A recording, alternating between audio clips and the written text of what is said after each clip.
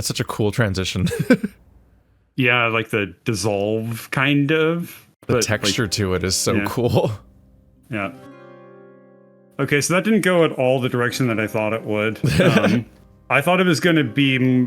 It was leaning into it because what you were talking about with like Elden Ring, yes, even though I did miss those bosses, I'm very familiar with like those plot lines and mechanisms and stuff like that. That's actually where I thought that whole scene was going to be moving towards. Like he touches Zaid and like an explosion of rot happens everywhere, or like some shit like that. That's where I thought it was going. But it didn't go that way, and I don't know. I think the way we got out of it instead was really cool as well, though. Yeah, there was definitely the question of like what happens when you touch the source of the rot. If we're trying to harness our own rot, like what might happen there, and if the outcome would be different if like Hermeto or somebody else touched Zaid, would it like curse just them die or something? Yeah, something like that, right? Although if the rot did that, then it'd be relatively easy to reintroduce death. It's like, oh, just bring the bodies here. Sure. Yeah. At the peak of the joist, the breaths the body takes in are thin. The endless stairs are now little more than stacks of flat stones on mountain paths that lean precariously over the rise. The spread of Zaid's rot is nothing more than a feature of the landscape below you. Overhead, the mountain widens. It is the only mountain you know of that does that. The mantle casts a shadow even after the sun has long since faded. You stare at Hermeto's back. He leads the way, staff tapping against the steps as he goes. You've realized that he grunts with effort more and more often lately. The more and more the body you occupy strengthens, the more and more he seems to wear down. You think about the journey, or, to be more specific, about the destination. You will die soon. You want to say something. Capture a fleeting moment before it's gone. That was the other voice. Ramla paused, but then thought, you want to say something. Capture a fleeting moment before it's gone. Gloaming man. Yes, Ramla? Hermeto stops to look back at you. A sigh escapes the body. Relief, though you won't dwell on it. But you still forget what you wanted to say. What is it? You try to think of something. Give me a break. What? Is this something I should be sitting down for? No. You look away. Down to the dizzying sight of the joist, and further still, a foundation beyond it.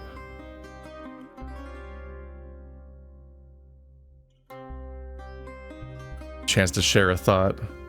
Yeah, obviously never mind is the boring option, so... Yeah. This is the furthest up the mantle I have ever been. Mm-hmm. Ah, I see. You're feeling sentimental. All the chances to shut down. Where are you from? Oh? What a sudden question. I am from the Ivory Peaks. Do you know of it? It is not in this land. Correct. It's quite far enough that it was once outside the jurisdiction of the edicts, if you can believe it. You can't. Not fully. You were not aware such a thing was even possible. It was a long time ago, of course. Before my time. But the fact revealed quite a bit of the meaning behind the peak's history to me. Why we were so proud, despite still professing fealty underfoot of the pillars. The Akbrizas were once a major house, In the distant past, they would sit in government alongside all others, though they never gained as much prominence as they did when the houses became their own independent holds. Or our wealth could be traced to that time of reckless freedom. And when we lost it, that freedom, and when we lost it, the freedom, not the wealth, it was like a heartbeat slowly going out. I asked about your home, not the history lesson. Well, la-di-fucking-da, Ramla. The history is important to understanding my home. But it's not really the answer. You hear him sigh. How perceptive of you. Forgive me if there isn't much I can recall about my home that would satisfy you. I always wanted to shed it as quick as I could. No family. None that matter. You sensed this was as far as the question could take you. Meadow had already started walking again as he was talking, forcing you to follow. He can't force me to do shit. Oh, but I can, Ramla. Probably, I don't fucking know. And you? Huh. Where are you from, Ramla? You were not expecting this. Throne feet. Ah, the plateau town. He slows again, scanning the horizon. You cannot see it from this side of the mantle. Ah, shame. Is it still there? Not really. In case you meant about people. Otherwise, yes. But it's emptier than foundation. Sickness in the water, I hear. Ah. Just like that. History fills itself in. You forgot you were avoiding that topic. You know, I'm curious to what the proper answer to the question, where are you from, sounds like. Is that really it? Answer him. Are you really doing this? Starting a whole conversation. It's... In other furry visual novels, that would be a very annoying protagonist being like, okay, let's talk to people and make a friend. You know what I mean. It was busy.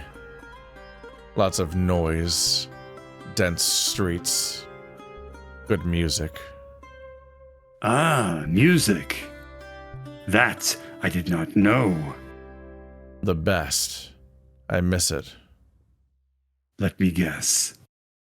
Once you left to become a confessor, you got sick of the clergy's organs, trumpets, and hydraulic keys?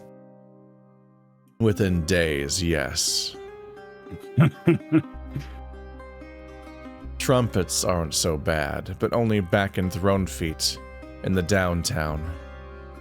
There was a spot called the Brass Knuckles. People would teach each other and play in public. You wanted to join a band as a kid. Sound was one of those perfect sensations, a way to be touched without the strings attached. Cool. Until I realized how that was a very different story, trying to actually play an instrument. You could try it again now. Maybe. A lot of instruments are too painful to play just without anything.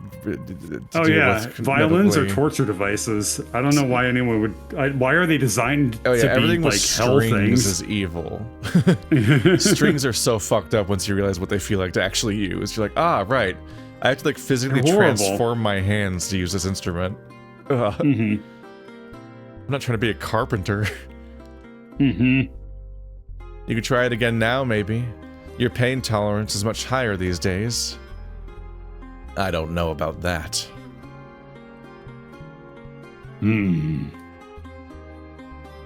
Teach each other? What, in the street? Yes. We had no schools, rich man. Someone would save up for an instrument, and suddenly the whole square was figuring it out together.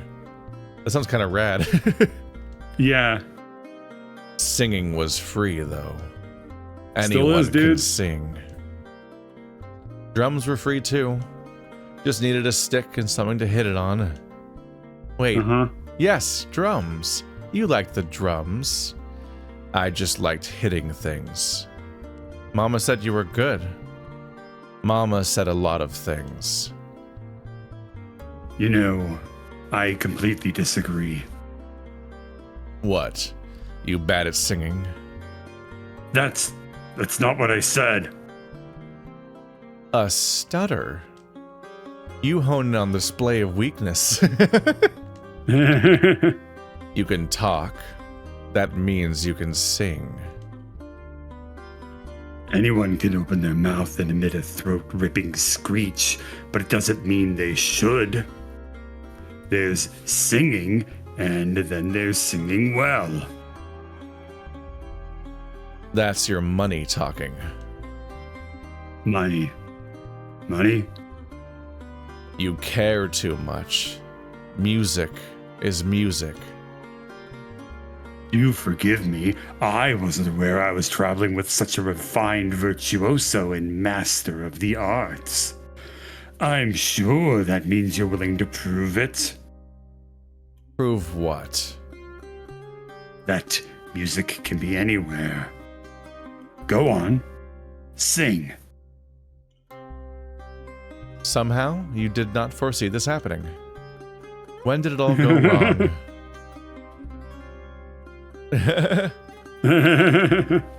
Absolutely not, and no other option. Fuck that. By which I mean, not. Oh, I've got no other option. I have to sing. It's like, no, there is no second option to pick. Yeah. It's extremely funny. No, That's a great use of the genre. Yeah. Or medium. What? You bad at singing? It's up there with the classic of having the two options be no and fuck no. Yeah. I'm not singing for you. What a shame. Looks like music can't be anywhere after all. Shove off. He laughs. You take note of how it sounds like singing. Ha ha ha ha ha.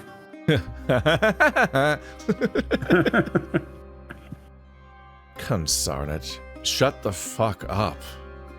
You shut the fuck up. Hermeto wins your silence once again.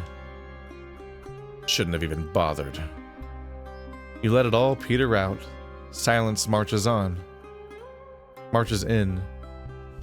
Soon, the thoughts die in your mind.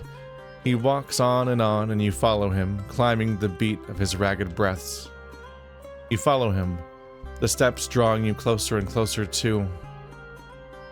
Let's just get this over with. Oh? Yes, I'm aware I want to put off the decision. I'm aware that it's a sign of doubt. I'm aware I have no want or need or patience for doubt, and in a perfect world that was never broken to begin with, I would be well and truly dead, and what I'm going towards now is simply amending that. There's nothing wrong with choosing it. And yes, you already clobbered me over the head with it being my choice. I get it. Really, I do. But you can't deny the simple fact that there's me. One minuscule little thing, and then there's an entire world full of people who are better at living in it. Ah, God. That's so nice. Oh, sure. That's when you say something like, better at living in it? What does that mean, Rampla? Well, What does it mean? You know damn well what it means. If you don't put it into words, then a question you want to answer even less will be asked instead. It means what it says on the tin. Don't you think that someone who lives their life in constant pain actually is the best at living in this world? Ugh. You were warned. I don't actually believe that. In your defense, no, you don't. Then I'd appreciate it if you kept those thoughts to yourself. Even you can be funny sometimes. And that was the end of that. But that was the end of that. Despite your victory over yourself, doubt has very much kept its shoes by the door. The path ahead of you seems much the same as it did the last 100 turns around the mantle. You start to tune it all out. You let the eye wander out to the horizon. Maybe it will turn enough times to see Thronefoot. You make sure to be the first to tell, the way your stare remains fixed on anything but the man in front of you. You walk, and walk, and walk. There's a tumble of rocks behind you. Oh my fucking god, I hate that thing. Hi, Manticore Jesus or something? Christ. What a thing just whip into the screen.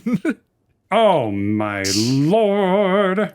Jesus. Is it walking on human hands? Or but with ankles or some shit? It's unclear what kind of joints it has, yeah. It seems to be quadrupedal and upsetting. Those are some long fingies. Some nice, tiny, horrible eyes. You turn. There's a... What is that? Ramla! Tag, you're it. Ooh, even in the... It's not even a fully black screen. It's like a... Yeah. Textured. Neato. Dead. Or not dead, as Hermeto puts it. It's been a while. You're almost worried you forgot how to stop thinking in case this takes a while. You get better at thinking of nothing after a few eternities. It's a skill that one can develop like any other. To enter a state of conscious calm is a second nature to you. However, the practice is rather deceptive, as it's impossible to truly think of nothing. Instead, you practice the essence of nothing, a symbol of a kind that traps the nothing. Nothing in a jar, that's what you call it. It goes like this. You imagine a brush dipped in gray paint, dragging dryly against a stone wall in one long stroke. The brush is brought straight down in a line that never ends. The paint seems to seep endlessly from its bristles, but eventually, the stroke of paint becomes thinner and thinner. The trick you've found is to make the illusion last as long as possible. The line of paint stretches on, the stroke shakier and flaking with each passing moment. Less, and less, and less, and less. Less, and less, and less. Less, and less, and less, and less. Less, and an itch. No, that's not what you're supposed to feel. As a matter of fact, you're not supposed to feel anything. Not an itch, and certainly not pain.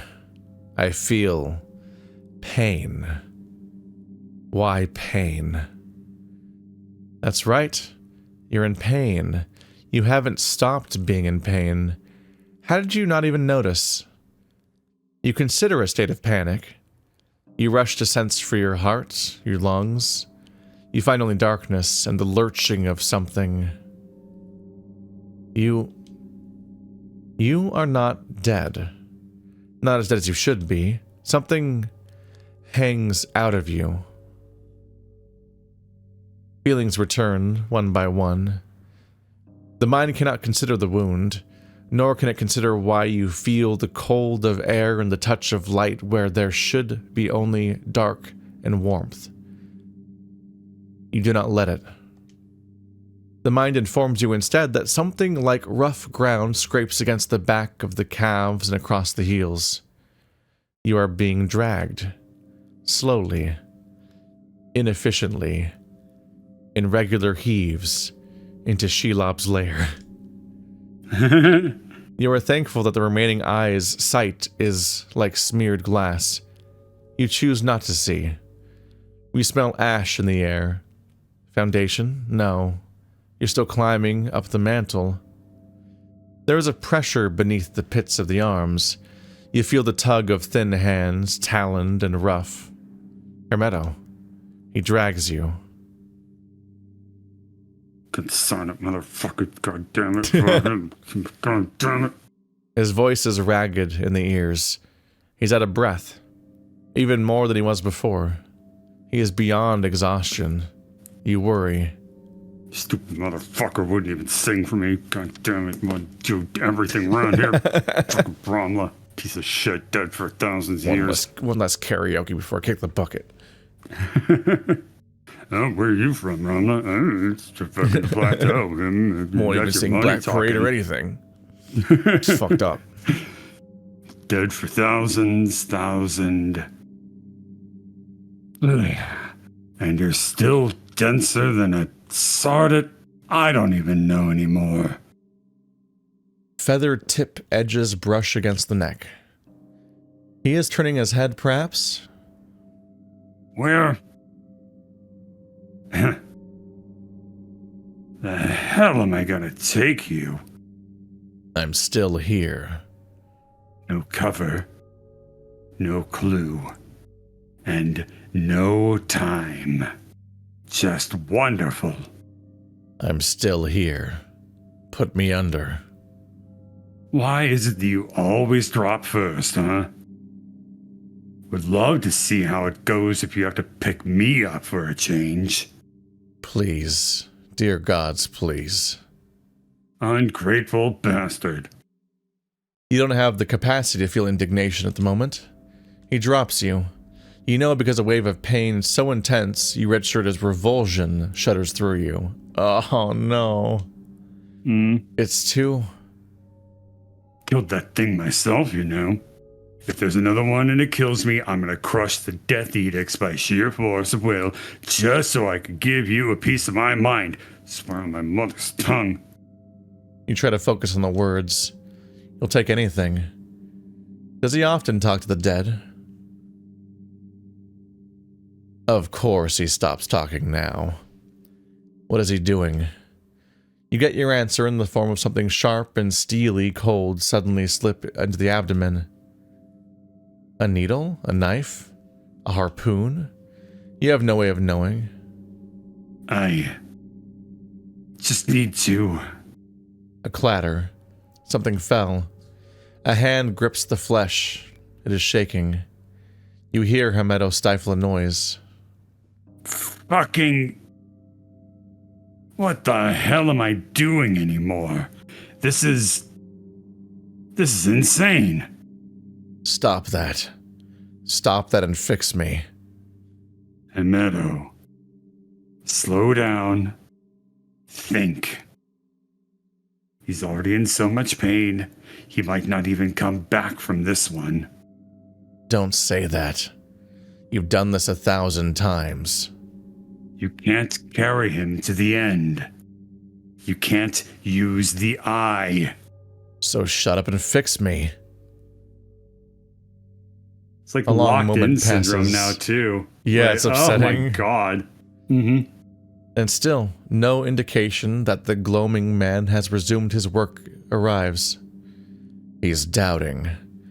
He's been doubting this whole time. He could leave me here right now. could be gone already. How could you? You make it this far and you drop me now? Absolutely pathetic. You rotten, profaning bastard. I should have killed you. I'll kill you. I'll stand up. I'll find you. I'll kill... A shuddering breath touches the face. Your thoughts stall as you regain proof he remains slumped somewhere over you. Please. Fix me.